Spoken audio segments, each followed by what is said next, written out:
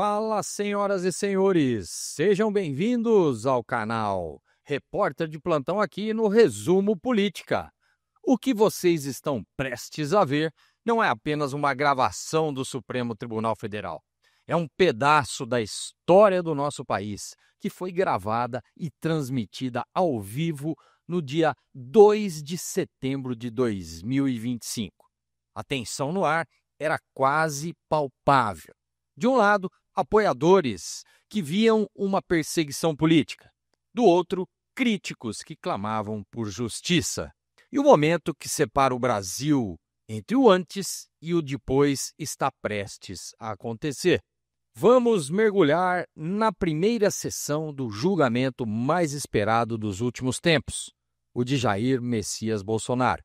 Vamos analisar a íntegra da fala inicial do ministro relator Alexandre de Moraes, as palavras que ele usa para abrir a sessão,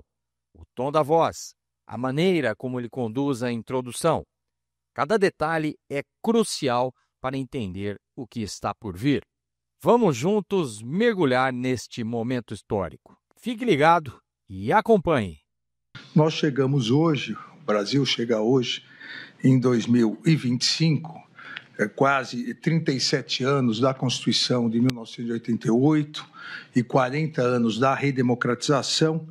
com uma democracia forte, as instituições independentes, uma economia em crescimento e a sociedade civil atuante. Obviamente, isso não significa que foram 37 anos de tranquilidade política, econômica ou social, mas significa, presidente,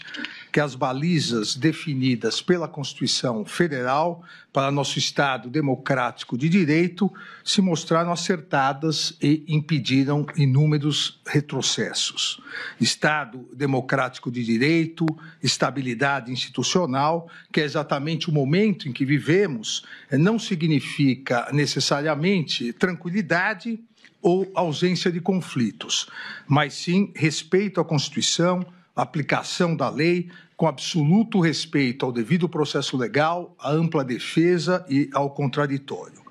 Esse julgamento que se inicia do denominado núcleo crucial pela Procuradoria-Geral da República é mais um desdobramento do legítimo exercício pelo Supremo Tribunal Federal de sua competência penal conferida pelo legislador constituinte em 1988, e em que pese, obviamente, a sua importância, segue exatamente o mesmo rito processual, o mesmo respeito ao devido processo legal que esse Supremo Tribunal Federal vem seguindo já nas 1.630 ações penais ajuizadas pela Procuradoria-Geral da República referentes à tentativa de golpe de Estado do dia 8 de janeiro de 2023, nessas 1.630 ações penais, nas quais já ocorreram 683 condenações, 11 absolvições, 554 acordos de não persecução penal e ainda permanecem 382 ações em andamento. Um país e, consequentemente, sua Suprema Corte só tem a lamentar que, mais uma vez na história republicana brasileira, se tenha tentado,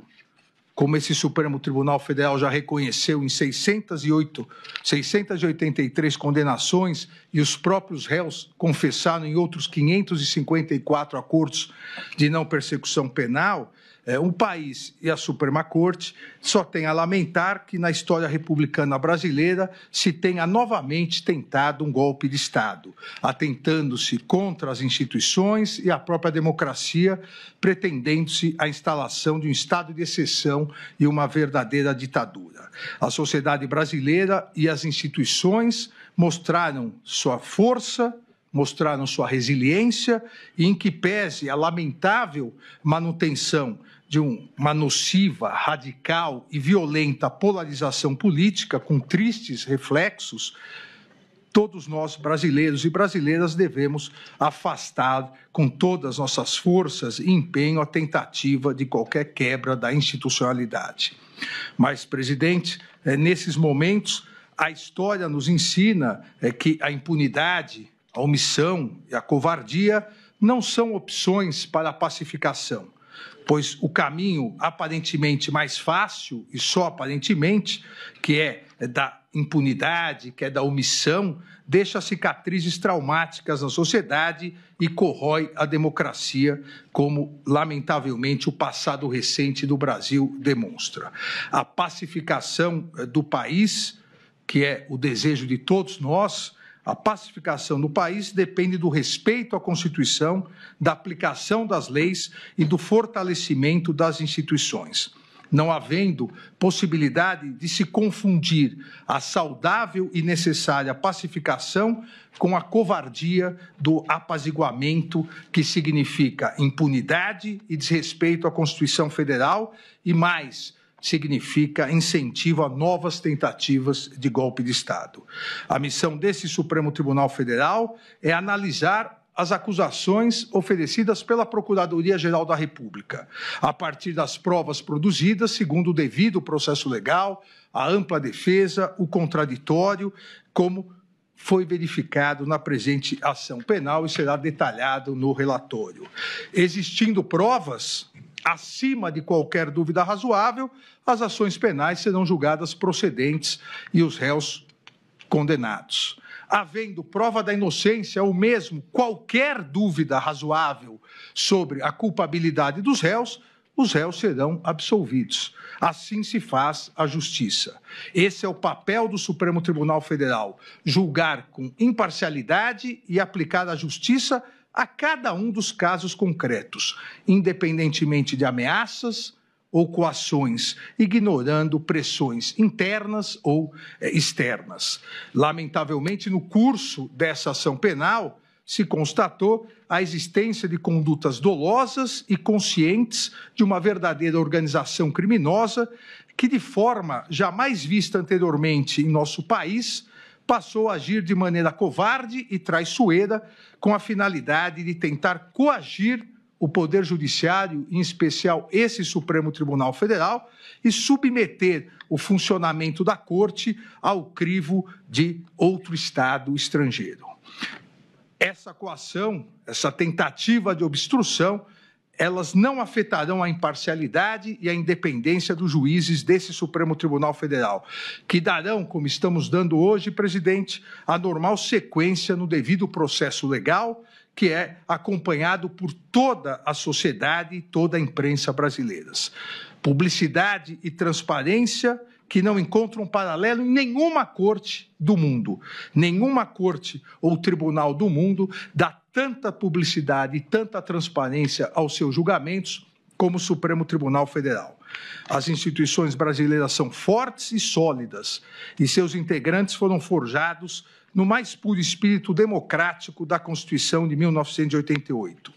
Coragem institucional e defesa à soberania nacional fazem parte do universo republicano dos membros dessa Suprema Corte, que não aceitará coações ou obstruções no exercício de sua missão constitucional, conferida soberanamente pelo povo brasileiro por meio de sua Assembleia Nacional Constituinte. A soberania nacional não pode, não deve e jamais será vilipendiada, negociada ou extorquida, pois é um dos fundamentos da República Federativa do Brasil, expressamente previsto no inciso 1º do artigo 1º da Constituição Federal. O Supremo Tribunal Federal sempre será absolutamente inflexível na defesa da soberania nacional e em seu compromisso com a democracia, os direitos fundamentais, o Estado de Direito, a independência do Poder Judiciário Nacional e os princípios constitucionais brasileiros. A independência judicial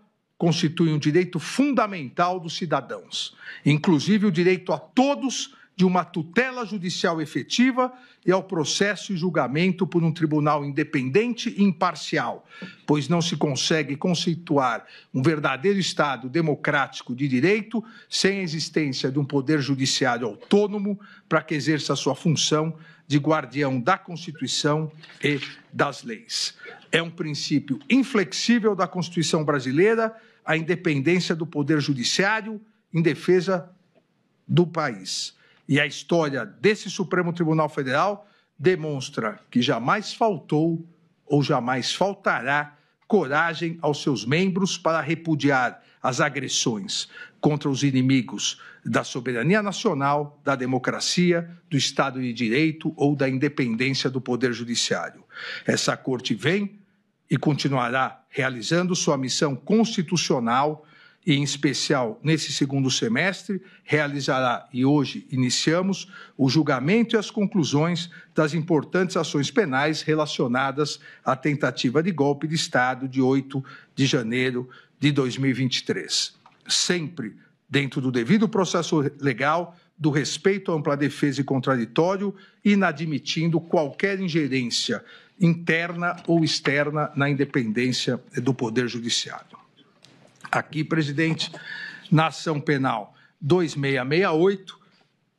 a ação penal instaurada a partir de denúncia oferecida pelo Procurador-Geral da República, integralmente recebida pela primeira turma do Supremo Tribunal Federal, em sessões realizadas nos dias 25 e 26 de março de 2025, em face de Alexandre Rodrigues Ramagem, Almir Garnier Santos, Anderson Gustavo Torres, Augusto Heleno Ribeiro Pereira, Mauro César Barbosa Cid, Paulo Sérgio Nogueira de Oliveira e Walter Souza Braga Neto, pela prática das condutas de organização criminosa armada, tentativa de abolição violenta do Estado Democrático de Direito, golpe de Estado, dano qualificado pela violência e grave ameaça contra o patrimônio público da União e com considerável prejuízo à vítima e deteriorização de patrimônio tombado, observadas as regras de concurso de pessoas e concurso material. E em relação a Jair Messias Bolsonaro, pelas mesmas infrações acima descritas e a imputação específica de liderar a organização criminosa. Essa denúncia foi por unanimidade recebida. Transcrevo no relatório, presidente, a ementa que faço rápidas observações, principalmente porque foram as teses todas apresentadas pela defesa. Na ementa constou a inexistência de impedimento, suspeição ou de parcialidade do ministro relator e dos ministros Cristiano Zanin e Flávio Dino. O plenário dessa Suprema Corte pacificou que as alegações das defesas não caracterizam as situações legais que impediriam o legítimo exercício da jurisdição pelas autoridades arguidas. Item 2 da ementa, competência deste Supremo Tribunal Federal, por meio de sua primeira turma, a partir de 18 de dezembro de 2023, artigo 9º, inciso 1º, letra L do Regimento Interno do Supremo Tribunal Federal, para o processo e julgamento de todas as investigações, inquéritos e ações penais referentes aos atos antidemocráticos, milícias digitais, tentativa de golpe e atentado contra os poderes e instituições, inclusive aqueles ocorridos no dia 8 de janeiro de 2023. Item 3, absoluto respeito ao devido processo legal, inexistência de nulidades nas investigações da denúncia e no próprio procedimento realizado com base na Lei 8.038 de 1990. O devido processo legal configura dupla proteção ao indivíduo, atuando tanto no âmbito material, de proteção ao direito de liberdade, quanto no âmbito formal, ao assegurar-lhe paridade total de condições com o Estado persecutor e plenitude de defesa, direito à defesa técnica, à publicidade do processo, à citação, de produção ampla de provas, de ser processado e julgado pelo juiz competente, direito aos recursos, à decisão imutável e à revisão criminal. Item 4, inexistência de nulidade no prazo simultâneo para a apresentação das defesas prévias do artigo 4º da Lei 8.038 de 90. Ausência de previsão legal, inclusive com previsão de sigilo do acordo de colaboração premiada como regra até eventual recebimento da denúncia. Nos termos do artigo 4º, parágrafo 10A da Lei 12.850, de 2013, somente após a instauração da ação penal, em todas as fases do processo, deve-se garantir ao réu delatado a oportunidade de manifestar-se após o decurso do prazo concedido ao réu que o delatou. Inexistência de previsão legal para que a sustentação oral da defesa do colaborador, naquela fase, seja anterior à dos demais denunciados. Item 5. Inexistência de nulidade no oferecimento de 5 denúncias por núcleos de atuação pela Procuradoria-Geral da República. Inaplicabilidade do princípio da indivisibilidade da ação penal às ações penais públicas precedentes. Impossibilidade de decisões contraditórias, uma vez que será o mesmo órgão julgador a analisar todos os fatos e as 5 denúncias oferecidas pelo Ministério Público. Item 6. Amplo e restrito acesso a todos os elementos de prova que embasaram a denúncia. Os advogados devidamente constituídos, ainda durante a investigação criminal e logo após as medidas cautelares realizadas, tiveram várias vezes acesso à íntegra dos autos e dos documentos probatórios. As defesas tiveram acesso aos mesmos elementos probatórios utilizados pelo Ministério Público para o oferecimento da denúncia. Cerceamento de defesa inexistente. Inexistência de document dump. O fato de existirem inúmeros documentos e mídias nos autos deriva da complexidade das investigações e do número de indiciados pela Polícia Federal, que sistematicamente produziu um relatório e um sumário indicativo de provas que serviram tanto para a análise da Procuradoria-Geral da República quanto para as defesas de maneira idêntica e transparente com absoluto respeito ao devido processo legal. Item 8 da ementa do recebimento da denúncia, legalidade do inquérito 4.874 e da petição 12.100, reconhecida pelo plenário do Supremo Tribunal Federal. Inexistência de irregularidades nas investigações da Polícia Federal, acompanhadas pelo Ministério Público e supervisionadas pelo Poder Judiciário, que geraram mais de 1.600 ações penais. Item 9. Inexistência de nulidade, não caracterização de fishing expedition. A hipótese dos autos, consubstanciada em investigação iniciada para apurar a existência de milícias digitais atentatórias ao Estado Democrático de Direito e à independência das instituições, não se confunde com a chamada pesca probatória, que somente se caracteriza quando se pretende investigar genericamente algumas pessoas e não fatos, de maneira especulativa, ou seja, obter qualquer dado aleatório, independentemente da investigação instaurada ou infração penal existente. Não se pode confundir uma detalhada e complexa investigação com a ilegal pesca probatória. Todos os elementos de prova presentes nos autos foram obtidos de forma lícita e identificados pela autoridade policial, conforme se demonstra em sumário do relatório da investigação juntada aos autos. Item 10. Inaplicabilidade das regras do juízo de garantias em processos de julgamento do Supremo Tribunal Federal, tribunais superiores e demais processos de competência originária dos tribunais, que devem observar os termos da Lei 8.038, de 90, conforme decidido pelo plenário do Supremo Tribunal Federal, nas ADIs 6298, 6299, 6300, 6305, de relatoria do eminente ministro Luiz Fux. Item 11, legalidade e validade do acordo de colaboração premiada. O acordo de colaboração premiada, firmado entre a Polícia Federal e Mauro César Barbosa Cid, foi devidamente homologado com a máxima observância dos requisitos legais, ressaltando-se a voluntariedade do colaborador Mauro César Barbosa Cid em celebrá-lo e mantê-lo, inclusive acompanhado de seus advogados, devidamente constituídos em todos os atos. Item 12, competência constitucional e legal do Poder Judiciário nas colaborações premiadas.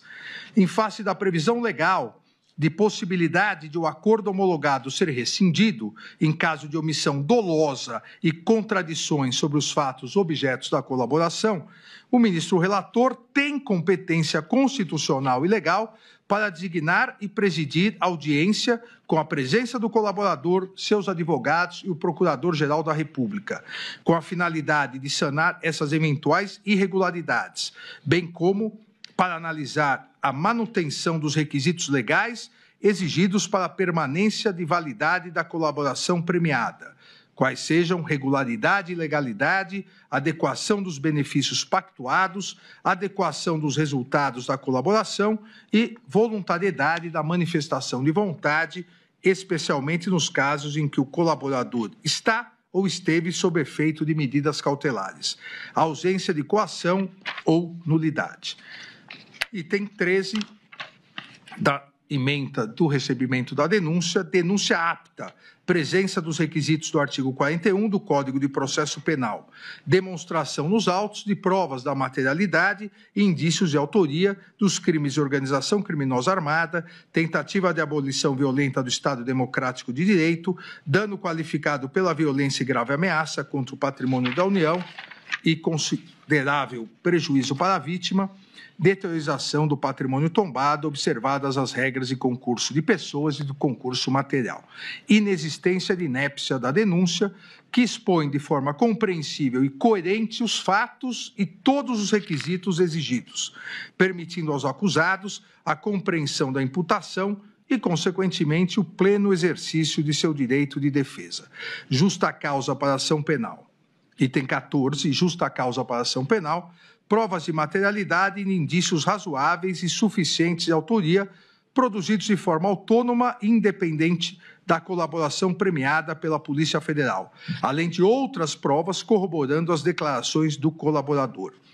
Existência de justa causa para a instauração da ação penal, analisada a partir de seus 3 componentes: tipicidade, punibilidade e viabilidade, de maneira a garantir a presença de um suporte probatório mínimo a indicar a legitimidade da imputação e se traduz na existência no inquérito policial ou nas peças de informação que instruem a denúncia de elementos sérios e idôneos que demonstram a materialidade do crime e os indícios razoáveis de autoria.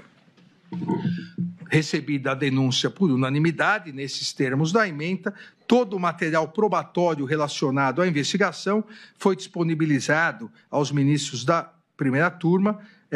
em 11 de março de 2025, em HD externo. Posteriormente, em 18 de 7 de 2025, novamente foi disponibilizado a totalidade, os ministros da primeira turma, a totalidade do acervo probatório, bem como as peças produzidas pela Procuradoria-Geral e pelas defesas por meio de link, de forma a facilitar a análise de toda a turma, como combinado com Vossa Excelência, Presidente. Também saliento que, em relação ao réu Alexandre Rodrigues Ramagem, em virtude da Resolução 18/2025 da Câmara dos Deputados, e conforme decisão dessa primeira turma, decisão unânime dessa primeira turma, foi determinado o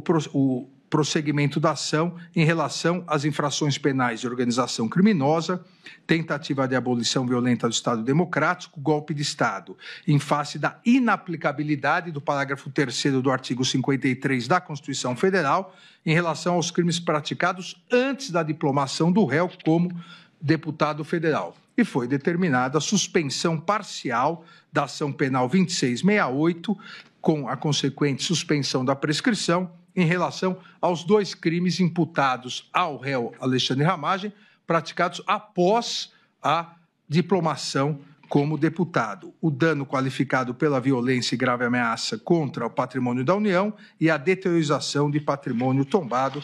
Também aqui no relatório que disponibilizei a Vossas Excelências, transcrevo a ementa. Em 11 de abril de 2025, determinei a citação e notificação dos réus, bem como determinei a manifestação dos réus delatados, agora sim, uma vez instaurada a ação penal, após o decurso de prazo concedido ao réu delator, Mauro César Barbosa Cid. Todos os corréus foram devidamente citados, notificados e apresentaram defesas prévias no prazo legal. Em 30 de abril de 2025, rejeitei as preliminares arguidas pelas defesas dos réus, indeferi o requerimento de absolvição sumária formulado por Anderson Gustavo Torres e Paulo Sérgio Nogueira de Oliveira, bem como afastei essa mesma absolvição sumária em relação aos demais réus. Deferi ainda a oitiva das testemunhas arroladas pela defesa e, em relação ao réu Anderson Gustavo Torres, determinei que indicasse qual a relação das testemunhas arroladas em cada um dos crimes imputados. Isso foi feito posteriormente e as testemunhas foram admitidas. Indeferi o pedido para oitiva de Silvinei Vasques, arrolado pela defesa de Anderson Gustavo Torres, por Silvinei Vasques figurar como corréu nos autos da petição 1200. E julguei prejudicado os requerimentos de Paulo Sérgio Nogueira de Oliveira e Walter Souza Braga Neto de acesso aos autos e sua integralidade, uma vez que, conforme decisão unânime da primeira turma, todas as defesas já haviam tido amplo e integral acesso a todas as provas juntadas aos autos. Também determinei, a pedido da defesa de Anderson Gustavo Torres, determinei a expedição de ofícios ao Tribunal Superior Eleitoral e à Diretoria-Geral da Polícia Federal para que informassem dados que a defesa solicitou. Também determinei à Polícia Federal que indicasse o melhor procedimento para que as partes tivessem acesso ao material apreendido durante as investigações e não utilizado pela Procuradoria-Geral da República para o oferecimento da denúncia. Esse foi um pedido das defesas para que, eventualmente, pudessem analisar provas não utilizadas na denúncia, mas que tivessem, eventualmente, alguma relação com os fatos tratados. A Polícia Federal foi intimada, foi oficiada para fornecer a melhor maneira de acesso. Em 7 de maio de 2025, após a manifestação da defesa de Anderson Gustavo Torres, deferi o requerimento, como disse, que encaminhasse os relatórios elaborados por peritos criminais no período eleitoral para que a defesa pudesse fazer uma perícia. Determinei ainda que as defesas dos réus, e todos eles fizeram, indicasse quais os advogados regularmente constituídos para que assinassem termo de confidencialidade com menção expressa ao dever de sigilo quanto aos dados e pudessem receber autorização e o endereço do link externo para verificação de todo o material apreendido pela Polícia Federal. Aqui, presidente, ministra Carmen, colegas, explico a necessidade da assinatura do termo de confidencialidade, porque nesse material apreendido, nesse volume de material apreendido, que não foi utilizado pela Procuradoria-Geral para o oferecimento da denúncia, havia inúmeras conversas, inúmeras gravações que não tinham nenhuma relação com os autos, inclusive questões pessoais de muitas pessoas, por isso a necessidade de assinatura do termo de confidencialidade. Também em 7 de 5 de 2025, designei datas para oitiva de testemunhas em audiência de instrução dessa ação penal com realização por videoconferência. As audiências foram realizadas por videoconferência sob a minha presidência e com a honrosa participação do eminente ministro Luiz Fux e, na verdade, no primeiro dia com a honrosa participação de todos os ministros dessa corte, acompanhado pelos advogados e, por parte da Procuradoria, pelo Procurador-Geral da República. Em sessões realizadas nos dias 19 de maio, 21 de maio, 22 de maio, 23 de maio, 26 de maio, 27, 28, 29 e 30 de maio e 2 de junho, foram das 82 testemunhas arroladas, foram ouvidas 52 testemunhas, sendo 5 de acusação, 47 testemunhas de defesa, 2 testemunhas, em relação a 2 testemunhas, a defesa juntou declarações abonatórias por escrito e eu homologuei os pedidos de desistências realizados pela acusação em relação a uma testemunha e pelas defesas em relação a 27 testemunhas. Então, no total, foram ouvidas, repito, 52 testemunhas, com mais 2 testemunhas que juntaram por escrito, 54 testemunhas, sendo 5 testemunhas de defesa e 5 testemunhas de acusação, 4 testemunhas de acusação e 50 testemunhas de defesa. No relatório também eu cito nominalmente cada testemunha e o dia que foram ouvidas. Todos os depoimentos foram gravados em áudio e vídeo e disponibilizados nos autos no dia 3/6/2025. Aqui também, por determinação do Código de Processo Penal, uma testemunha não pode ter o conhecimento, o contato com o que outra testemunha falou. Exatamente por isso,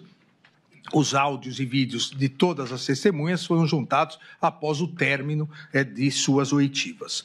Em decisão de 26 de maio, a requerimento da Procuradoria-Geral da República, então, no meio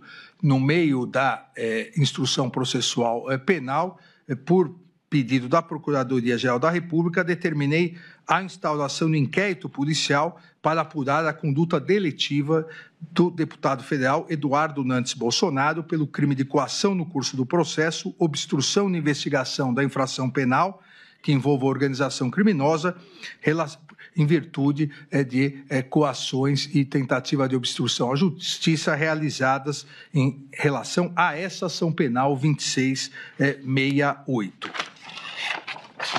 Também no curso desse pedido, em virtude da tentativa de coação e obstrução da ação penal 2668, a pedido da Procuradoria-Geral, também determinei uma série de medidas cautelares. Entre os dias 9 de junho de 2025, às 14 horas, e 10 de junho de 2025, às 19 horas e 4 minutos, na sala de sessão da primeira turma do Supremo Tribunal Federal, foram interrogados todos os corréus, iniciando-se com o colaborador Mauro Cid e, na sequência, em ordem alfabética, os demais réus. Na mesma audiência do dia 10 de junho de 2025, encerrados os interrogatórios dos réus, determinei a intimação das partes para eventuais requerimentos e diligências complementares nos termos do artigo 402 do Código de Processo Penal e do artigo 10 da Lei 8.038 de 90, que rege o procedimento nos tribunais superiores. Os réus formularam requerimentos e diligências complementares e a Procuradoria-Geral da República informou não possuir diligências a serem produzidas. Em 17/6/2025, deferi o pedido para a realização de acariação entre o réu colaborador Mauro César Barbosa Cid e Walter Souza Braga Neto, pedido esse formulado pela defesa de Braga Neto. E também deferi a pedido da defesa de Anderson Gustavo Torres a realização de sua acariação com a testemunha Marco Antônio Freire Gomes. Autorizei a juntada de documentos requerida pelo réu Paulo Sérgio Nogueira de Oliveira, bem como autorizei a juntada de exames periciais a serem providenciados pela defesa do réu Anderson Gustavo Torres. Ainda a pedido das defesas, determinei que o comandante da Marinha do Brasil informasse a data que foi expedida a diretiva relativa à Operação Formosa 2021 e que Google do Brasil informasse os dados do responsável pela inserção da minuta de decreto do golpe em domínio público. Todos os requerimentos e diligências que foram deferidos durante a instrução processual penal foram efetivamente realizados. Assim como todos os pedidos deferidos a pedido da Procuradoria-Geral da República com o oferecimento da denúncia, também todos os pedidos deferidos foram realizados. Em relação às defesas, da mesma maneira, em respeito ao devido processo legal e à ampla defesa, todas as diligências e requerimentos que foram deferidos durante a instrução processual foram efetivamente realizados. E faço aqui uma relação dos pedidos e das diligências solicitadas pelas defesas. Em decisão de 18 de junho de 2025,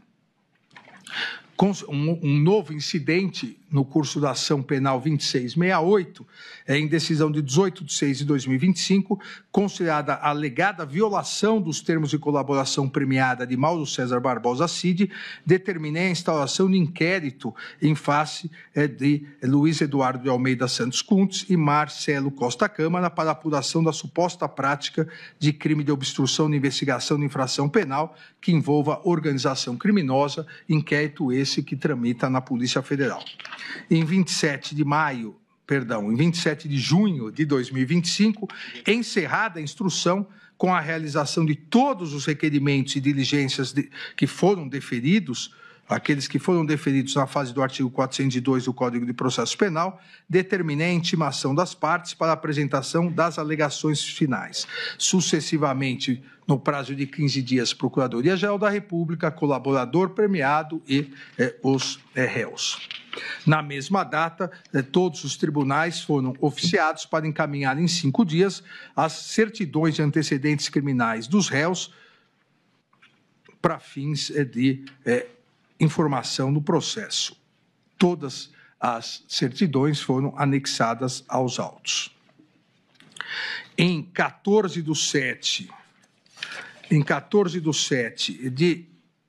2025, a Procuradoria-Geral da República apresentou suas alegações finais, pleiteando a procedência integral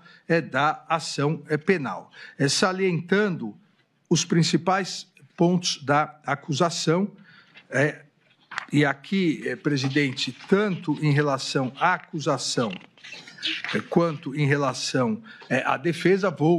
porque o relatório assim o exige, salientar os principais pontos, mas deixarei que os detalhes maiores, os argumentos maiores, sejam expostos tanto pelo Procurador-Geral da República quanto pelos advogados, uma vez que todos realizarão sustentação oral. Em relação à Procuradoria-Geral da República, os principais pontos da alegação final foram: 1. A estruturação e atuação de organização criminosa que teria ocorrido entre o período do meio do ano de 2021 e o início de 2023, com o claro intuito de promover a ruptura da ordem democrática no Brasil. A Procuradoria-Geral da República ressaltou que o grupo liderado por Jair Messias Bolsonaro e composto por figuras-chave do governo, das Forças Armadas e de órgãos de inteligência, estruturou e executou o plano progressivo e sistemático de ataque às instituições democráticas, com a finalidade de prejudicar a alternância legítima de poder nas eleições de 2022 e minar o livre exercício dos demais poderes constituídos, especialmente do Poder Judiciário. Ainda salientou a Procuradoria-Geral da República que a organização criminosa liderada pelo ex-presidente da República, em conjunto com integrantes do alto escalão de governo e de setores estratégicos das Forças Armadas, estruturou e mobilizou de forma sistemática gentes, recursos e competências do Estado brasileiro à revelia do interesse público, para propagar narrativas enganosas, assim como para provocar a instabilidade social e defender medidas autoritárias. A afronta, afirmou a Procuradoria-Geral da República, à legalidade constitucional, teria por objetivo a permanência ilícita de Jair Messias Bolsonaro no comando do poder, com o intuito de enfraquecer as instâncias públicas em clara negação do princípio da alternância democrática, da soberania popular e do equilíbrio entre os poderes. A Procuradoria-Geral da República, em relação às preliminares suscitadas pelas defesas dos réus sobre incompetência para julgamento do feito, arguição de suspeição e impedimento, violação ao duplo grau de jurisdição e falta de acesso às provas dos autos, a Procuradoria-Geral da República ressaltou que todas essas alegações já haviam sido superadas pela primeira turma desse Supremo Tribunal Federal no momento do recebimento da denúncia. Especificamente,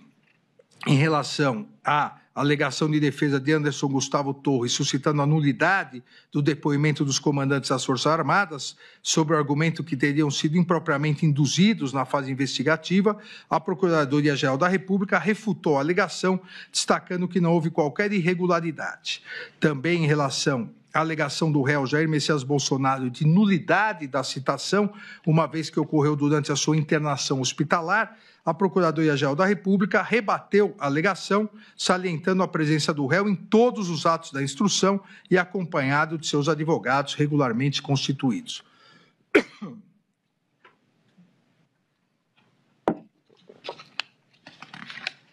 Ainda a Procuradoria-Geral da República alegou que a instrução processual reforçou a existência de todos os manuscritos, arquivos digitais, planilhas, discursos prontos e trocas de mensagens sobre o plano de ruptura da ordem democrática que haviam sido apreendidos pela Polícia Federal durante as investigações, como, por exemplo, o documento Operação 142. Da mesma forma, ressaltou a Procuradoria-Geral da República que as testemunhas ouvidas em juízo, principalmente os ex-comandantes do Exército e da Aeronáutica, confirmaram que lhes foram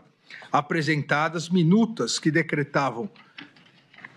medidas de exceção e não se ajustavam às hipóteses constitucionais e de consequências impensáveis no Estado democrático de direito, assim como confirmaram terem sido, disse a Procuradoria-Geral da República,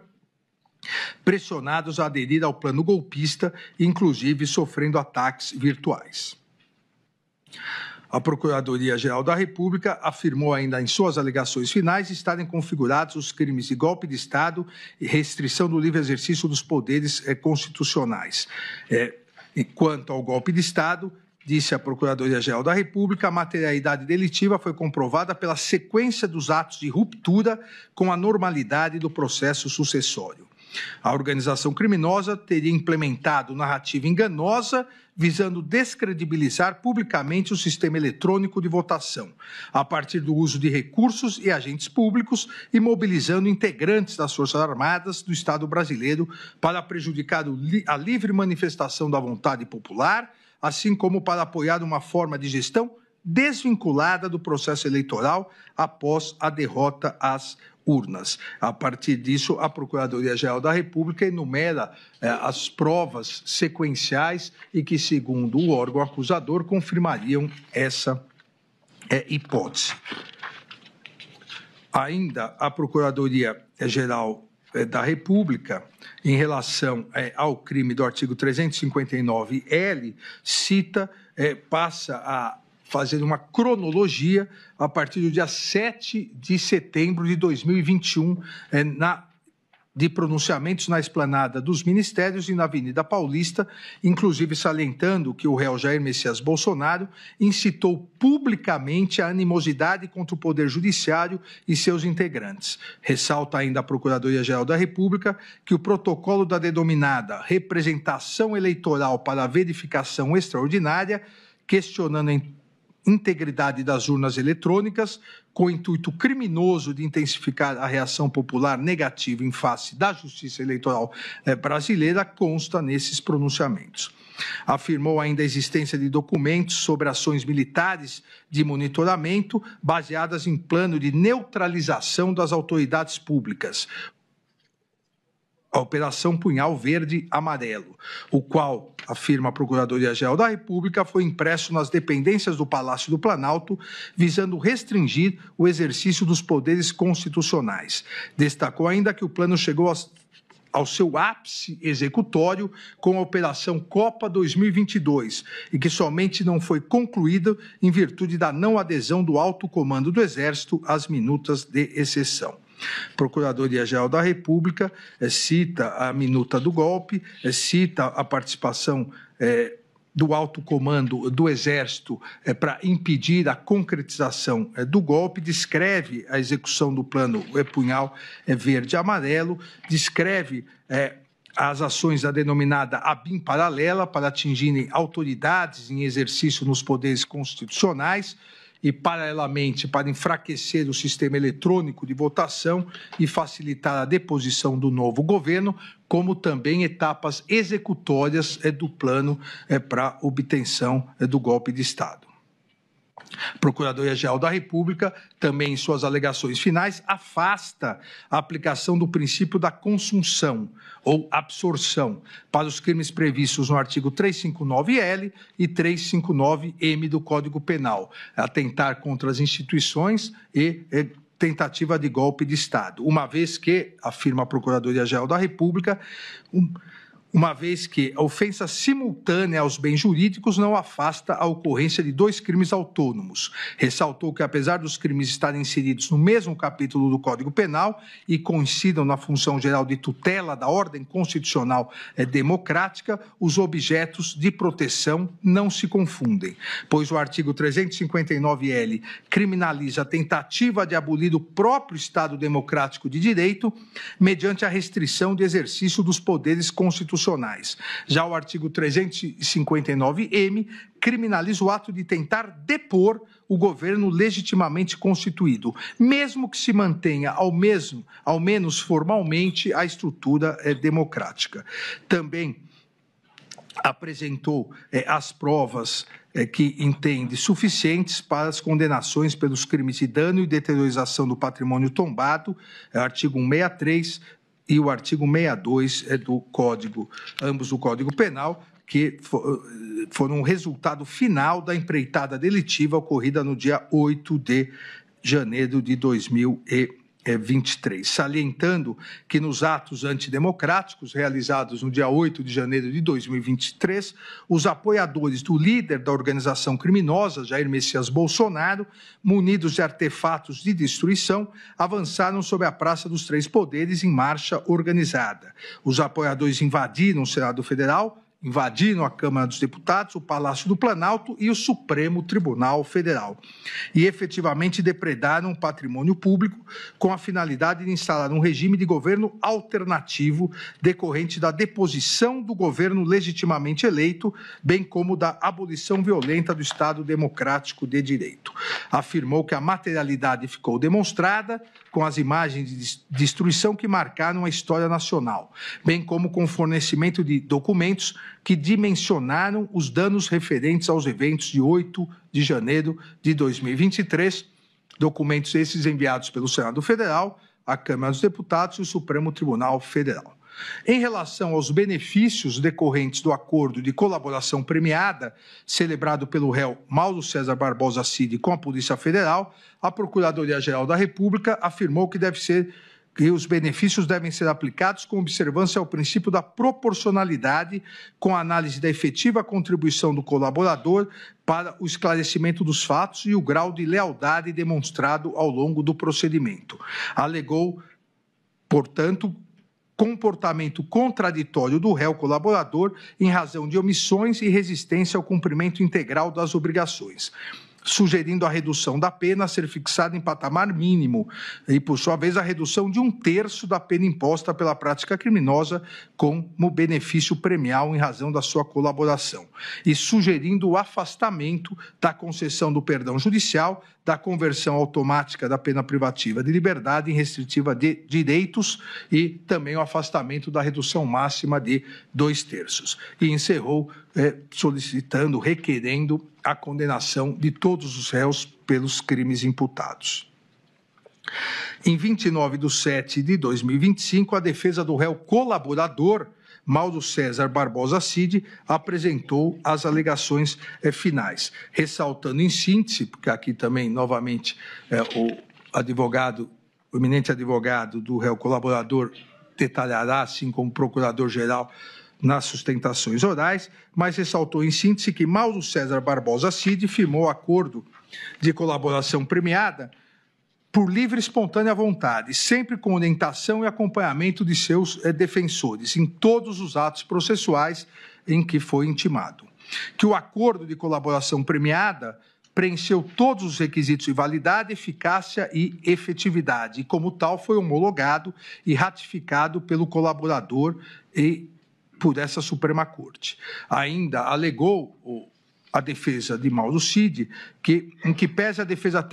técnica discordar da acusação, ou pelo menos da capitulação atribuída pela Procuradoria-Geral da República quanto aos fatos narrados e sua autoria, não é possível afirmar que Mauro César Barbosa Cid não falou tudo o que sabia, muito menos que ele tivesse mentido ou omitido o fato relevante que tinha a obrigação contratual de falar. Alega ainda que a discussão sobre o documento referido pela Procuradoria-Geral da República como minuta golpista, narrada pelo colaborador, foi confirmada pelos 3 comandantes das Forças Armadas, General Freire Gomes, Almirante Almir Garnier e Brigadeiro Batista Júnior, bem como pelo réu Jair Messias Bolsonaro. A reunião, segundo a defesa, a reunião de apresentação dos considerandos também foi confirmada pelos comandantes das Forças Armadas. Alega ainda que, conforme esclarecido por Mauro César Barbosa Cid, as discussões materializadas nos considerandos surgiram após Jair Messias Bolsonaro sustentar a existência de fraude nas eleições, o que também foi confirmado por todos que participaram na reunião. Em relação à reunião do dia 12 de novembro de 2022, na casa de Walter Souza Braga Neto, a defesa de Mauro César Barbosa Cid alega não existir divergência sobre a sua realização, embora o réu colaborador não tenha participado efetivamente. A defesa ainda diz que, no que diz respeito à solicitação de dinheiro a Walter Souza Braga Neto, também não haveria controvérsia, havendo divergência tão somente em relação à sua efetiva entrega, uma vez que Mauro César Barbosa Cid afirma ter recebido uma sacola de vinho, enquanto Walter Souza Braga Neto nega ter entregado os valores. Ainda afirma a defesa que a Procuradoria-Geral da República, em uma linha muito tênue entre a realidade e a deslealdade processual, utiliza-se de todas as informações e provas colhidas a partir da colaboração premiada, ancorando nela a base de toda a sua acusação, sustentando ao final da instrução em suas razões que o colaborador não merece o prêmio ajustado no acordo. Afirma a defesa que, à luz da decisão proferida pelo eminente ministro relator em 23 de novembro de 2024, de forma clara e direta, teria sido reiterada a rigidez e eficácia do acordo de colaboração premiado firmado por Mauro César Barbosa Cid, e não há qualquer fato superveniente ou juridicamente relevante capaz de infirmar tal reconhecimento, e que seria inaceitável que o colaborador fosse agora surpreendido com um pedido absolutamente desarrazoado pela Procuradoria-Geral da República, no sentido de revisar unilateralmente os benefícios pactuados. Afirma que nenhuma prova foi produzida em juízo contra Mauro César Barbosa Cid e nenhuma testemunha descreveu qualquer conduta típica dolosa, acessória ou contributiva do réu colaborador. A defesa de Mauro César Barbosa Cid afirma que ele não participou de reuniões golpistas, não ordenou, não incentivou qualquer ato de violência, não promoveu ruptura institucional e não se reuniu para planejar golpes de Estado. E diz que as provas produzidas em sede policial desmentem a acusação em relação ao réu colaborador Mauro César Barbosa Cid. No final, além de pedir a absolvição, dizendo que há um excesso acusatório, pede também a manutenção integral dos benefícios previstos no acordo de colaboração premiada. Em 13 de agosto de 2025, todas as defesas dos corréus apresentaram suas alegações finais. A defesa de Alexandre Ramagem Rodrigues apresentou os seguintes principais argumentos. Segundo a narrativa apresentada pela Procuradoria-Geral da República, o crime tipificado no artigo 2º da Lei 12.850 se perpetuou para além da diplomação, razão pela qual pediu também a suspensão desse crime. Alegou a ausência de prova das imputações em relação ao réu Alexandre Ramagem Rodrigues, uma vez que ele não teria participado de construção e disseminação de narrativa de fraude eleitoral, não haveria uso indevido de estrutura estatal para fins políticos e também não participou de interferência em órgãos de controle e persecução. Afirma a sua defesa que os elementos de informação amealhados pela acusação não se confundem com o standard probatório necessário à condenação de Alexandre Ramagem Rodrigues. Diz que, embora a Procuradoria-Geral da República tenha afirmado que o documento Presidente TSE informa.docx criado em 10 de julho de 2021, revelaria que Alexandre Ramagem Rodrigues teria se aprofundado em argumentos falaciosos sobre o resultado eleitoral de 2018, questionando a credibilidade do Tribunal Superior Eleitoral para a contagem dos votos, a Procuradoria-Geral da República teria desconsiderado que o texto se limitou a reproduzir manifestações públicas de Jair Messias Bolsonaro. Ainda a defesa de Alexandre Ramagem afirma que o conteúdo texto apresentava argumentos para a adoção do denominado voto auditável ou voto impresso, tema que à época integrava a pauta do Congresso Nacional. Em relação ao documento Bom Dia Presidente.docx, a defesa de Alexandre Ramagem aponta que os pontos apresentados integram o teste público de segurança das urnas, regulamentado pela resolução TSE 23.673, de modo que não pode ser considerado um ilícito ou evidência de indevida utilização na estrutura do sistema de inteligência brasileiro para fins antidemocráticos. No que diz respeito ao documento PR Presidente, a defesa de Alexandre Ramagem aponta que o texto aponta ilegalidades que, no entendimento do réu, estariam sendo cometidas no âmbito de inquéritos policiais referentes à instauração dos inquéritos, violação do sistema acusatório e escolha de delegados pelo STF sem distribuição.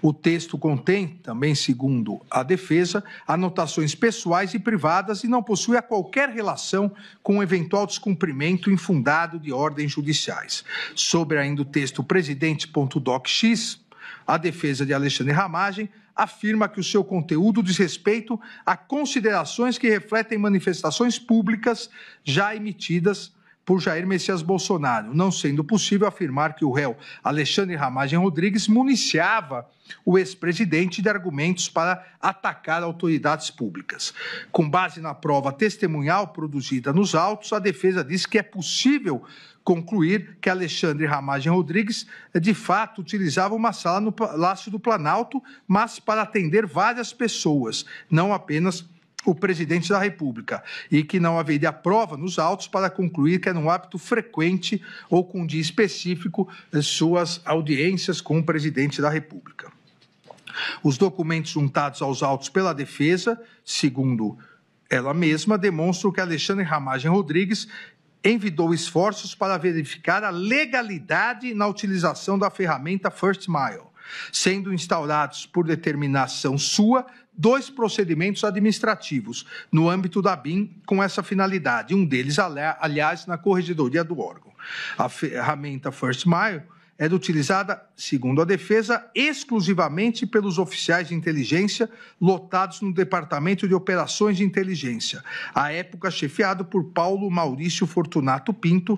cuja recalcitrância em prestar informações sobre o uso da ferramenta levou à instauração de procedimento administrativo no âmbito da corregedoria da ABIN, por determinação do próprio Alexandre Ramagem Rodrigues, e posteriormente levou à sua exoneração.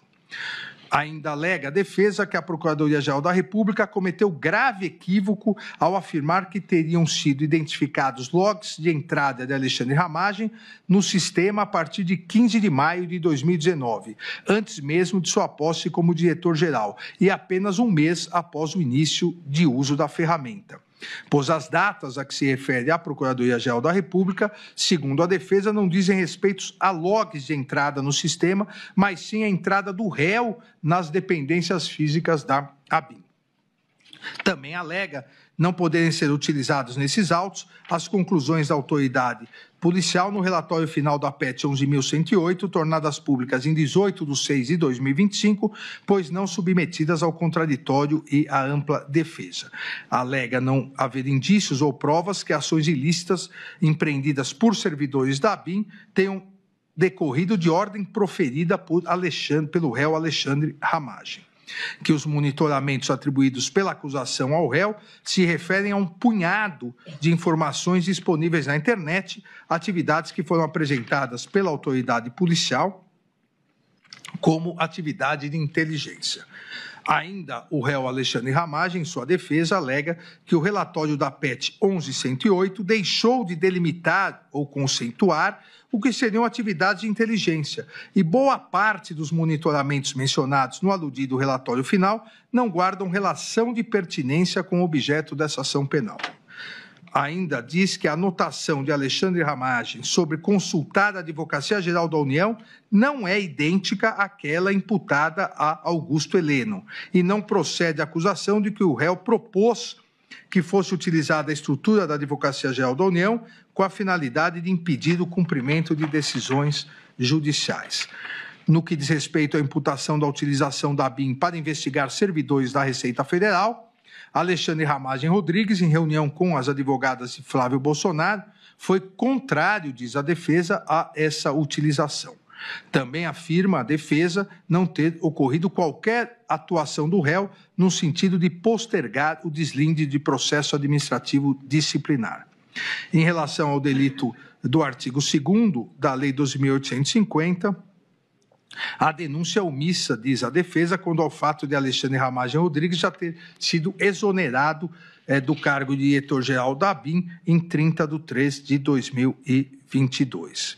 Também em relação aos delitos do artigo 359-L e 359-M, diz a defesa que fere a lógica e a razoabilidade a tentativa de imputar ao réu qualquer responsabilidade por tão graves condutas que, segundo a Procuradoria-Geral da República, seriam de abolir as estruturas democráticas, impedindo o funcionamento de um poder, o legislativo, para o qual acabara de ser eleito, e pede a absolvição. A defesa de Almir Garnier Santos também apresentou os seguintes principais pontos de argumentação: que as alegações finais da Procuradoria-Geral da República narram fatos estranhos à denúncia, notadamente o desfile da Marinha na Praça dos Três Poderes, interpretados como ato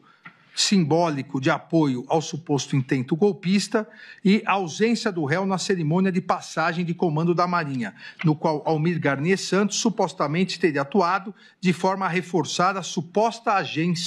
agenda golpista. Afirma a defesa que isso configura mutatio libelli. Também afirma que a colaboração premiada de Mauro César Barbosa Cid está viciada por responsabilidade do colaborador, de modo que deve ser decretada a invalidade das suas declarações. Continua afirmando não haver provas que permitam, com a certeza necessária, estabelecer uma condenação penal e uma conexão direta entre as condutas imputadas por Almir Garnier Santos e os atos de 8 de janeiro de 2023. A ausência de provas concretas que estabeleçam uma conexão direta entre as condutas deve levar à absolvição. Também afirma que a ausência de criação de risco proibido, pois os atos imputados se inscrevem no legítimo exercício da liberdade de expressão política. Continua a defesa de Almir Garnier Santos, dizendo que há quebra do nexo causal, uma vez que os fatos ocorreram em um contexto político legítimo de debate e a transição de poder desqualifica qualquer continuidade de plano golpista, devendo ser reconhecida a ausência de nexo causal entre os atos descritos na denúncia e os atos do dia 8 de janeiro de 2023, e, por consequência, deve ser declarada a atipicidade das condutas imputadas. Ainda a defesa de Almir Garnier Santos afirma que os fatos narrados na denúncia se limitam, em relação a Almir Garnier Santos, a participação do acusado em 2 reuniões, realizadas nos dias 7 de dezembro e 14 de dezembro de 2022, bem como a assinatura de uma nota publicada no dia 11 de novembro de 2022, que foi assinada pelos 3 comandantes das forças. Quanto à nota, a defesa diz que as informações colhidas na instrução processual foram claras, ao revelar que a sua publicação não ocorreu a mando do então presidente da República, Jair Messias Bolsonaro, e que se tratava de ato destinado a apaziguar o país. As reuniões dos dias 7 e 14 de dezembro de 2022, afirma a defesa de Almir Garnier, foram conhecidas apenas após as investigações se iniciarem, razão pela qual não possuem qualquer relevância na cadeia causal imaginada pela Procuradoria-Geral da República, uma vez que não tinham capacidade de causar qualquer interferência dada a sua natureza privada.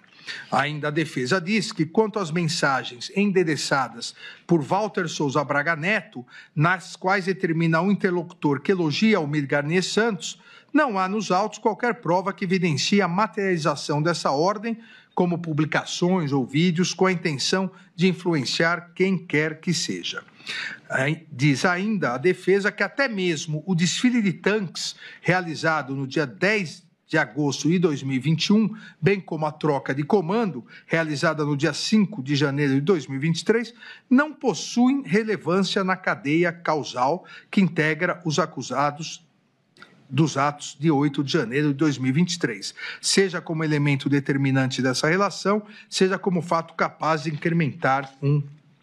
risco anteriormente criado. E continua a defesa afirmando que as provas produzidas sobre a reunião do dia 7 de dezembro demonstram apenas que Almir Garnier e o general Freire Gomes foram convocados pelo presidente da República por meio do ministro da Defesa para comparecerem ao Palácio do Planalto, ocasião que lhe foram apresentados considerandos. Foi informado, contudo, que diz a defesa que o assunto estava em estudo e, ao final, a reunião foi encerrada sem qualquer manifestação ou posicionamento.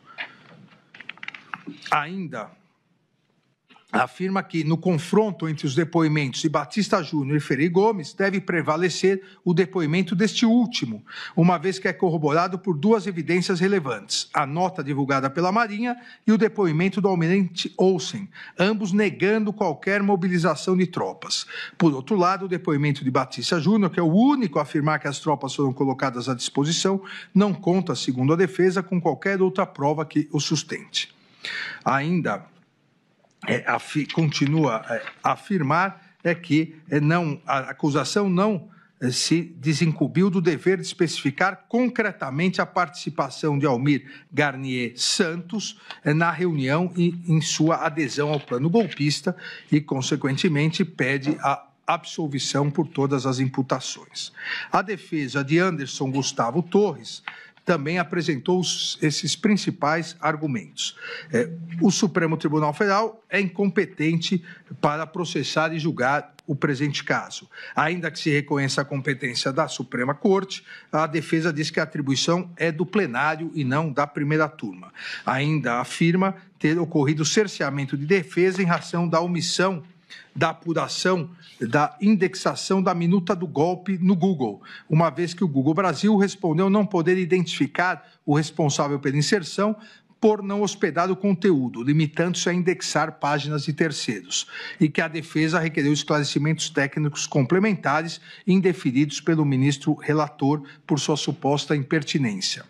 Ainda alega cerceamento de defesa em razão do indeferimento da realização de diligência junto à Meta, WhatsApp, relacionadas à obtenção de registros de chamadas de voz e vídeos realizadas via WhatsApp por Fábio Augusto Vieira e Robson Cândido da Silva em 8 de janeiro de 2023 e de metadados de mensagens e arquivos eventualmente trocados pelo mesmo aplicativo. A defesa de Anderson Torres continua em suas alegações, dizendo que a Procuradoria-Geral da República não expôs o fato criminoso com todas as suas circunstâncias, deixando de atender o comando do artigo 41 do Código de Processo Penal. Segundo a defesa, a peça acusatória imputa a Anderson Torres 4 condutas distintas. A live, realizada em 29/7 de 2021, reunião ocorrida na data do 5/7 de 2022, uso indevido da máquina estatal, especialmente da Polícia Rodoviária Federal, para beneficiar Jair Messias Bolsonaro entre o primeiro turno e o segundo das eleições de 2022 e suposta omissão imprópria enquanto exerceu o cargo de secretário de Segurança Pública do Distrito Federal, em janeiro de 2023. Diz a defesa que, em relação à live de 29/7 de 2021, o réu foi convocado a participar pelo presidente e sua fala foi aproximadamente de 4 minutos, em que somente leu, seguindo a orientação de sua assessoria. Sobre a reunião ministerial do 5 de julho de 2022, a defesa diz que o réu, em fala de aproximadamente 5 minutos, limitou-se a sugerir que os demais ministros tornassem públicas as ações e políticas conduzidas por suas pastas. No que diz respeito à imputação de instrumentalização da Polícia Rodoviária Federal para comprometer a lisura do segundo turno das eleições presidenciais de 2022, alega a defesa que não houve repasse e utilização dos boletins de inteligência pela Polícia Rodoviária Federal, que eventuais encontros e conversas mantidos entre Anderson Torres e Marília Ferreira de Alencar eram absolutamente naturais e compatíveis com as atribuições institucionais de ambos, que em relação à reunião institucional ocorrida em 19/10/2022, na sede do Ministério da Justiça, a alta cúpula da Polícia Federal presente na reunião,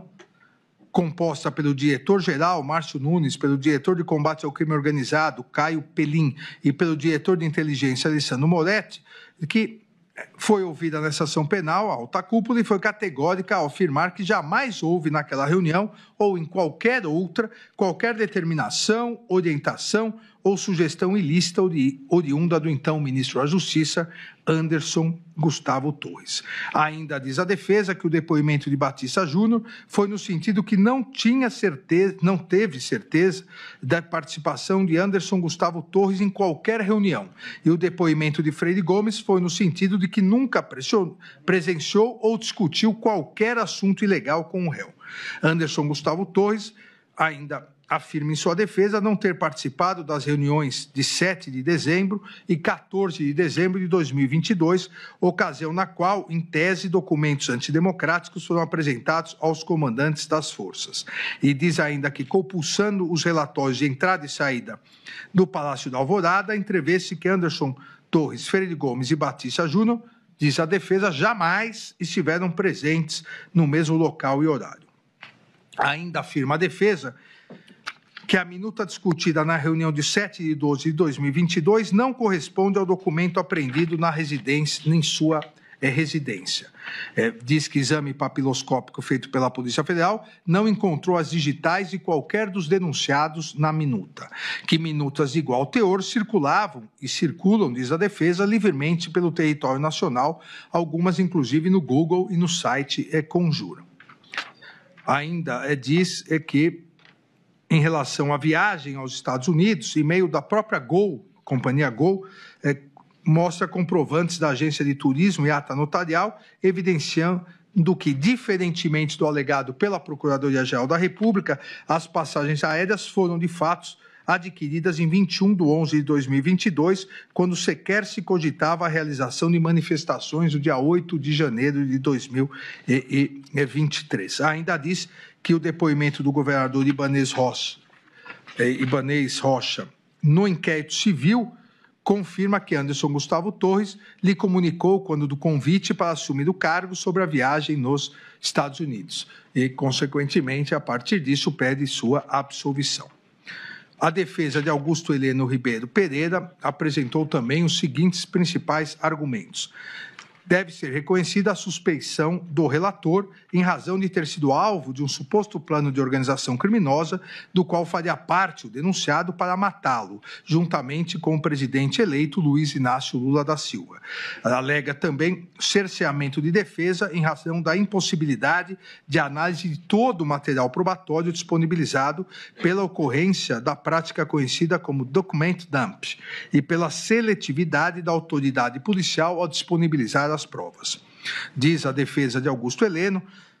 que houve violação ao sistema acusatório e ao devido processo legal, uma vez que na audiência de instrução o ministro relator realizou 6 vezes mais perguntas que a Procuradoria-Geral da República. Diz também ter ocorrido violação do direito ao silêncio e constrangimento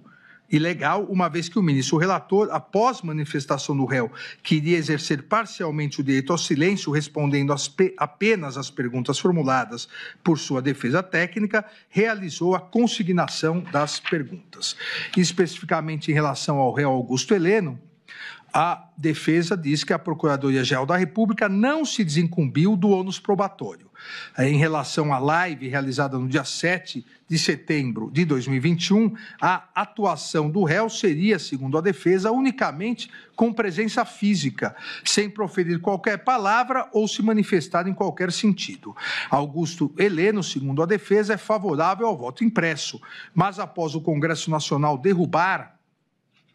proposta nesse sentido, em plenário, e o relatório do Ministério da Defesa de 9 de novembro de 2022 não apresentar conclusão sobre a possibilidade de insegurança nas urnas eletrônicas, não houve qualquer manifestação do réu sobre isso. E também alega que é uníssona a constatação do afastamento do réu Augusto Heleno do réu Jair Messias Bolsonaro após o ingresso do, entre aspas, centrão no governo, de modo que não se pode imputar ao réu o papel de conselheiro de Jair Messias Bolsonaro. Diz também a defesa de Augusto Heleno que, na reunião ministerial de 5 de julho de 2022, as palavras de Augusto Heleno sobre a utilização da BIM para acompanhar o que os dois lados vão fazer foram transparentes, públicas e com a convicção de que estavam dentro de suas competências referentes à inteligência de Estado. A defesa afirma ainda que a intenção do réu, de fato, fosse infiltrar agentes da ABIN nas campanhas eleitorais, tal ação seria impossível pela absoluta falta de tempo para que esse tipo de medida fosse efetivada, conforme corroborado pela testemunha Christian. Augusto Heleno Pereira, também, afirma a defesa, não despachou com o diretor-geral da ABIN sobre discursos de desinformação. Sobre as expressões, entre aspas, o que tiver que ser feito tem que ser feito antes das eleições. Se tiver que dar um soco na mesa, é antes das eleições. Se tiver que virar a mesa, é antes das eleições, ditas por Augusto Heleno, na reunião ministerial de 5 de julho de 2022, a defesa disse que o réu não se referiu a qualquer medida antidemocrática. Em relação à agenda apreendida, trata-se, diz a defesa, na verdade, de uma caderneta para anotações pessoais, com cronologia incerta, contendo assuntos que não eram compartilhados com ninguém.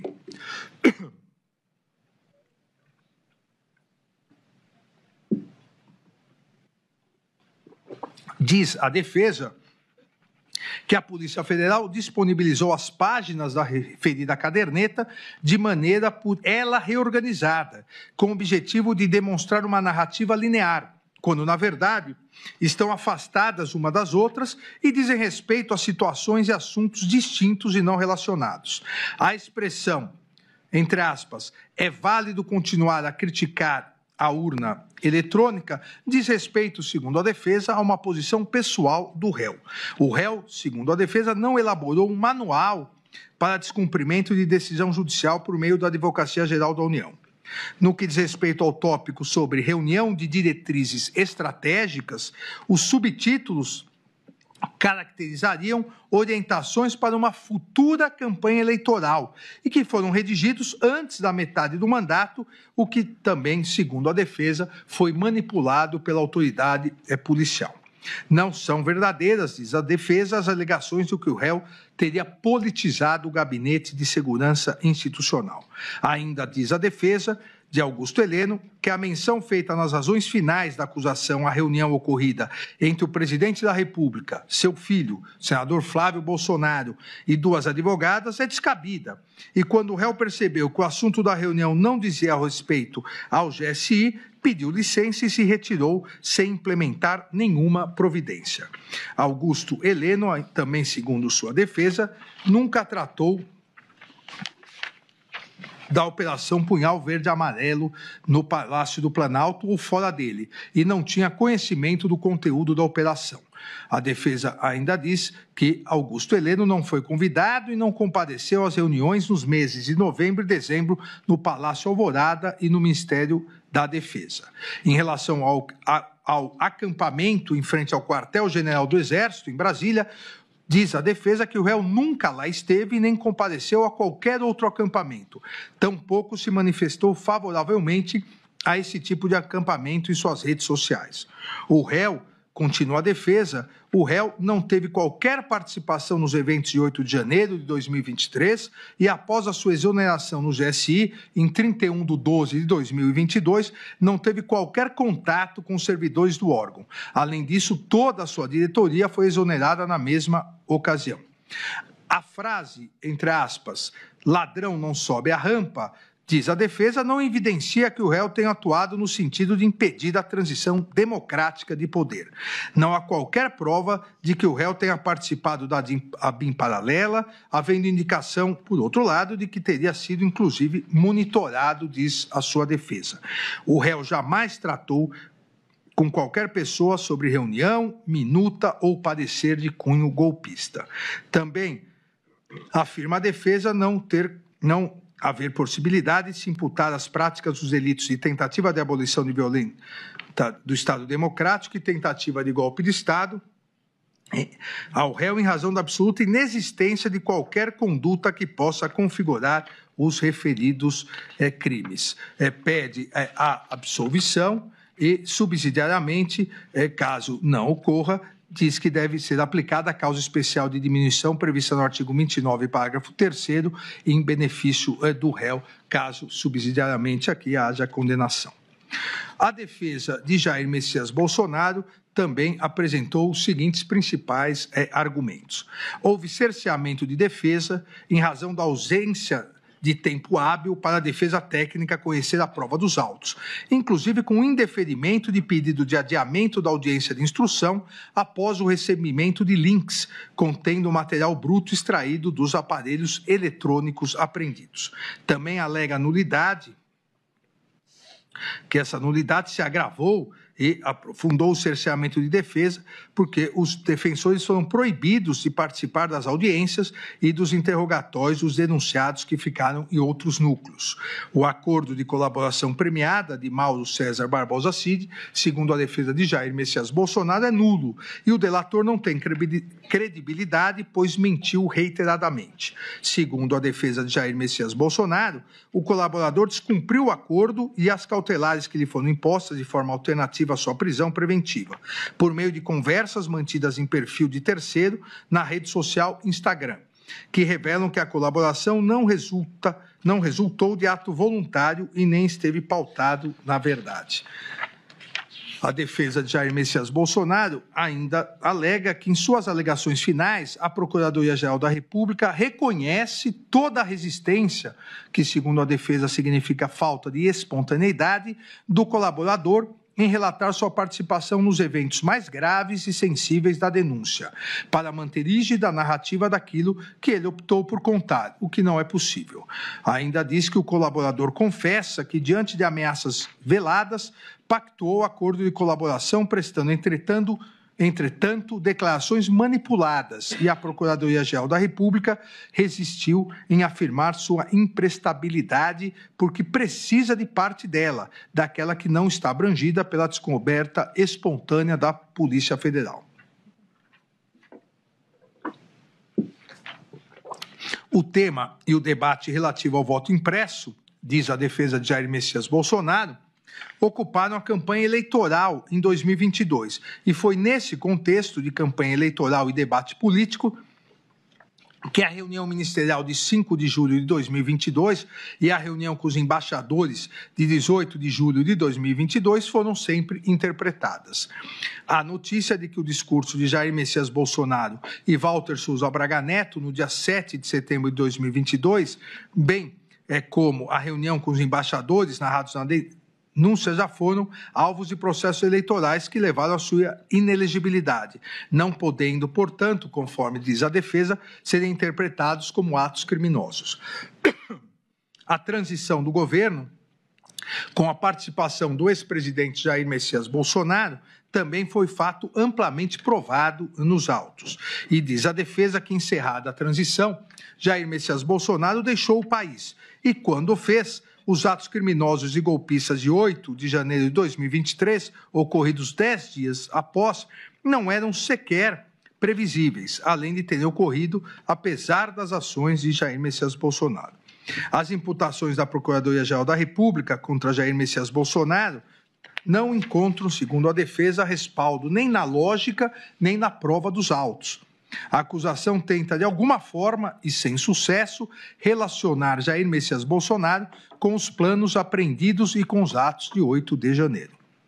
Diz a defesa que a denúncia indica que Jair Messias Bolsonaro teria estudado, enxugado e apresentado aos militares minutas de decreto prevendo prisões de autoridades e as declarações de estado de sítio ou de estado de defesa e decretação de operação de garantia da lei e da ordem. Mas diz a defesa que os referidos documentos não foram trazidos aos autos. O documento de minuta de golpe, às vezes chamados de discurso pela Procuradoria-Geral da República, segundo a defesa, jamais foi apresentado a Jair Messias Bolsonaro, que dele só teve ciência por ocasião de sua apreensão pela Polícia Federal.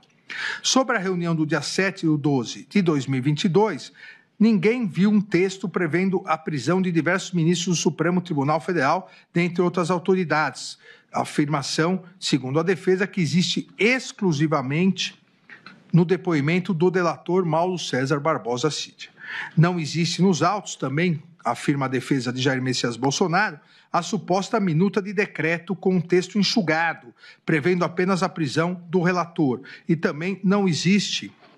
em lugar nenhum dos autos, nem mesmo em depoimentos, o documento que a acusação diz ter sido apresentado pelo réu Paulo Sérgio Nogueira de Oliveira aos 3 comandantes das Forças Armadas no dia 14 de dezembro de 2022. A defesa de Jair Messias Bolsonaro continua afirmando no sentido de que não ficou comprovada a existência de qualquer pedido por parte de Jair Messias Bolsonaro para a movimentação das tropas e que não há descrição de participação de Jair Messias Bolsonaro em nenhum outro fato, e muito menos com os planos Punhal Verde e Amarelo, Operação Luneta e Copa 2022. A acusação traria apenas a presunção de que o plano Punhal Verde e Amarelo teria sido elaborado para Jair Messias Bolsonaro no Palácio do Alvorada, quando foi registrada a entrada do general Mário Fernandes no prédio, sem ter produzido qualquer prova de que houve entrega de qualquer documento ou encontro com o então presidente da República. Ainda diz a defesa que a Procuradoria-Geral da República imputa ao réu, como se atos criminosos fossem, os seus discursos eleitorais e suas manifestações com críticas ao sistema eletrônico de votação. Continua afirmando que, excluída a punibilidade dos atos preparatórios, não há dúvidas que as condutas imputadas pela Procuradoria-Geral da República, consubstanciadas em lives com críticas ao sistema eletrônico de votação, reuniões ministeriais e com embaixadores e outras reuniões, tratam-se, na pior das hipóteses, de atos preparatórios não tipificados. Ainda diz a defesa não existir qualquer correspondência dos comportamentos imputados a Jair Messias Bolsonaro com a violência ou grave ameaça exigidas pelos tipos penais previstos nos artigos 359L, 359M do Código Penal. E diz que, mesmo se adotada a versão da denúncia, não se pode afirmar que a reunião ocorrida no dia 7 de dezembro de 2022 tenha sido um ato executório dos crimes de abolição violenta do Estado Democrático de Direito e de golpe de Estado, pois isso pressupõe um governo constituído, circunstância inexistente em 7/12 de 2022. Ainda diz não se poder alegar que a tentativa estaria caracterizada, dado que, entre aspas, o golpe tentado não se consumou pela fidelidade do Exército, não obstante o desvirtuamento de alguns dos seus integrantes e da aeronáutica, a força normativa democrática em vigor, que foi a afirmação feita pela Procuradoria-Geral da República. E a defesa diz que a tentativa não estará caracterizada, pois não se aperfeiçoou qualquer ato de início de execução que pudesse ativar a incidência de uma circunstância alheia à vontade do agente, uma vez que não houve qualquer assinatura do decreto. A tentativa, diz a defesa, existe a tentativa de atribuição de responsabilidade penal sem a imputação de qualquer conduta a Jair Messias Bolsonaro no que diz respeito à utilização indevida da estrutura da Polícia Rodoviária Federal e da ABIN paralela. No que diz respeito aos atos de 8 de janeiro de 2023, também a defesa de Jair Messias Bolsonaro diz não ser possível falar, como pretende a Procuradoria-Geral da República, em participação por instigação em crimes multitudinários. A estrutura governamental, então instalada no Palácio do Planalto, revestia-se de plena licitude e legalidade, funcionando nos termos da Constituição Federal, não havendo que se falar na existência de qualquer organização criminosa, conclui a defesa. Também nunca houve qualquer cooperação criminosa de Jair Messias Bolsonaro com os demais denunciados na PEC 12 e 100. Por fim, a defesa diz que as condutas criminosas narradas na acusação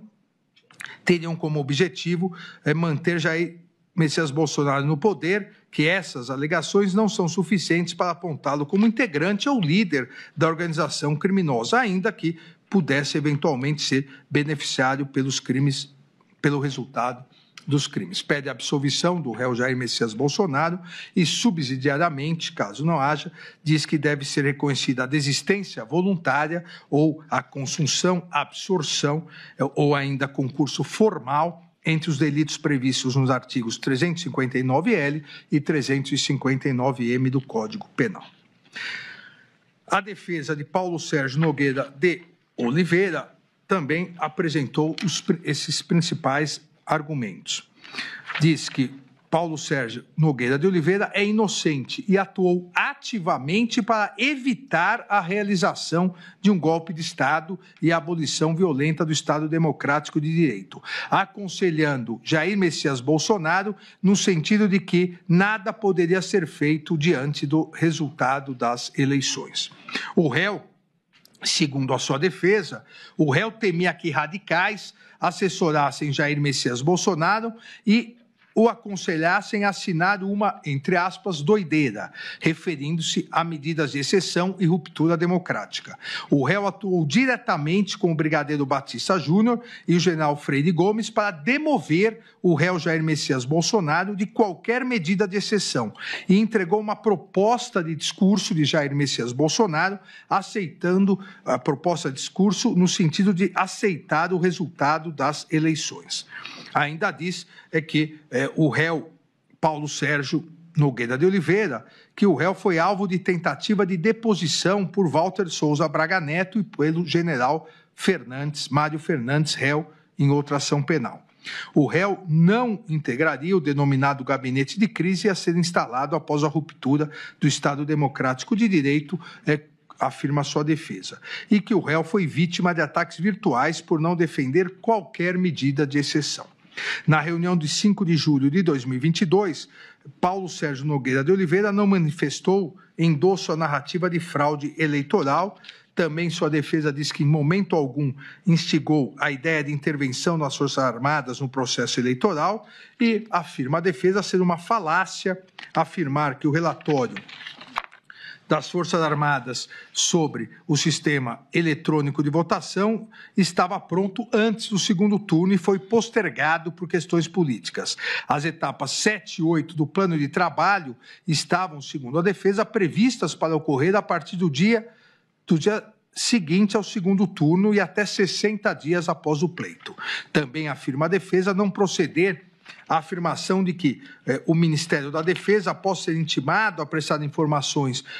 no prazo de 48 horas, não respondeu ao pedido de informações do Tribunal Superior Eleitoral. A nota do Ministério da Defesa, segundo a defesa de Paulo Sérgio Nogueira de Oliveira, não aponta suspeita de fraude eleitoral. E no mesmo período em que a nota do dia 10/11/2022 foi publicada, Paulo Sérgio Nogueira de Oliveira, segundo a sua defesa, estaria atuando para demover Jair Messias Bolsonaro de qualquer medida de exceção.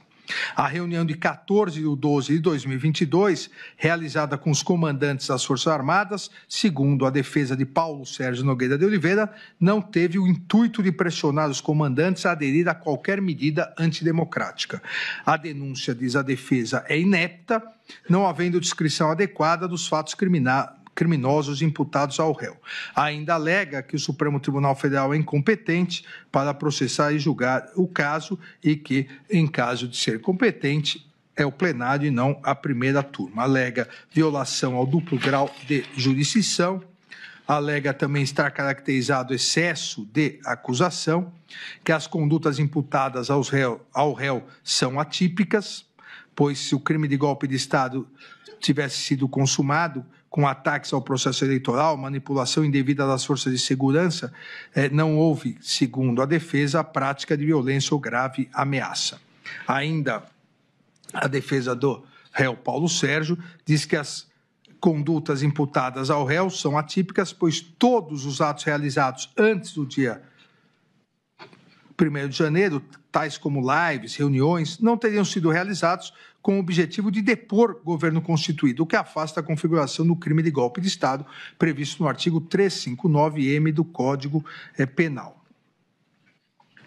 Ainda afirma que, segundo a denúncia, sem o Exército e a Força Aérea, era impossível se consumar um golpe de Estado. Logo, a manifestação no dia 8 de janeiro de 2023 foi um meio inidôneo para atingir esse resultado. Consequentemente, o delito de golpe de Estado do dia 8 de janeiro seria um crime impossível, diz a defesa, por absoluta ineficácia do meio. Ainda em relação ao crime do artigo 359-L do Código Penal, a defesa de Paulo Sérgio Nogueira de Oliveira diz que a sua consumação exige que os poderes constitucionais tenham sido efetivamente impedidos ou restringidos. Consequentemente, diz que não existe um conjunto probatório para, além da dúvida razoável, apta a ensejar uma condenação de Paulo Sérgio Nogueira de Oliveira e pede a absolvição do réu. Por fim, a defesa de Walter Souza Braga Neto apresentou os seguintes argumentos. A ação penal é nula, pois está baseada em investigações realizadas na PET 12.100, que se originou das investigações conduzidas no inquérito 4.874, inquérito das milícias digitais, o qual, a seu turno, tem como objeto a investigação de fatos já arquivados no inquérito 4828, o que demonstra a violação do artigo 28 do Código de Processo Penal. Diz ainda ser o Supremo Tribunal Federal incompetente para processar e julgar o caso, e caso fosse competente, a competência seria do plenário e não desta primeira turma. A defesa de Walter Souza Braga Neto ainda diz que, embora o plenário do Supremo Tribunal Federal tenha decidido pelo não reconhecimento da suspeição do relator, a instrução criminal demonstrou que não houve imparcialidade e equidistância das partes da ação penal. Ainda afirma que, em relação à alegação da suspeição, houve demonstração de postura inquisitorial na oitiva das testemunhas, que os recursos da defesa em face de decisões monocráticas não foram submetidos à análise colegiada, enquanto a marcha processual evoluía de maneira muito célere, esvaziando os pedidos recursais. Ainda diz que a cadeação entre Walter Souza Braga Neto e Mauro César Barbosa Cid não foi gravada pela Secretaria Judiciária e sequer foi permitida a sua gravação pela defesa, e que houve decretação de medidas cautelares e prisão domiciliar de ofício, o que caracteriza a atuação indevida por serem iniciativas típicas do órgão acusatório. Ainda a defesa de Walter Souza Braga Neto diz que a colaboração premiada de Mauro César Barbosa Cid é nula em razão da falta de voluntariedade, que o processo também é nulo em razão da prática de document dump, que o processo também é nulo em razão do indeferimento de participação nos interrogatórios dos demais réus das outras ações penais, que são ilícitas e imprestáveis os prints de conversas de WhatsApp entre Walter Souza Braga Neto e Ailton Barros.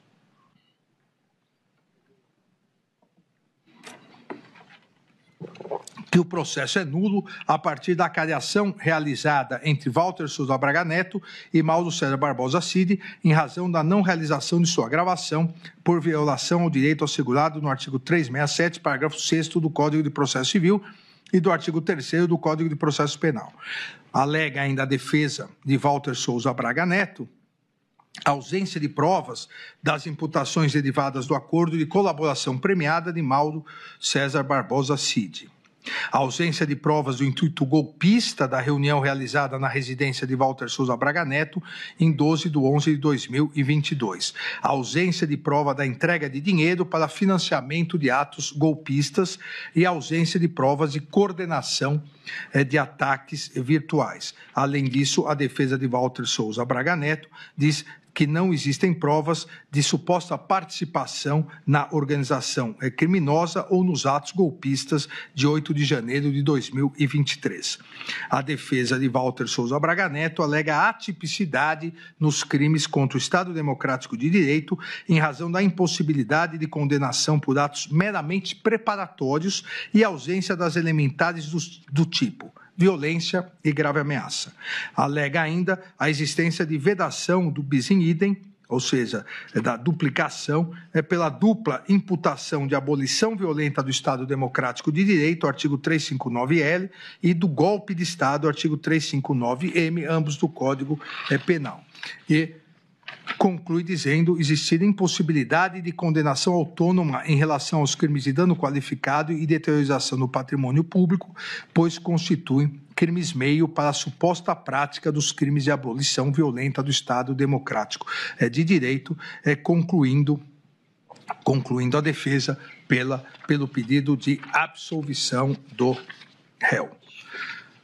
Em 14 de agosto de 2025, considerando o regular encerramento da instrução processual, o cumprimento de todas as diligências complementares deferidas, bem como a apresentação de alegações finais pela Procuradoria-Geral da República e por todos os réus, solicitei ao excelentíssimo presidente da primeira turma, ministro Cristiano Zanin, a pauta para julgamento presencial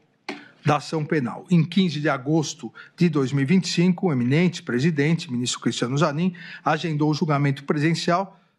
da presente ação penal para o dia de hoje, dia 3 de setembro, dia 9 de setembro, dia 10 de setembro, dia 12 de setembro. É o relatório, presidente.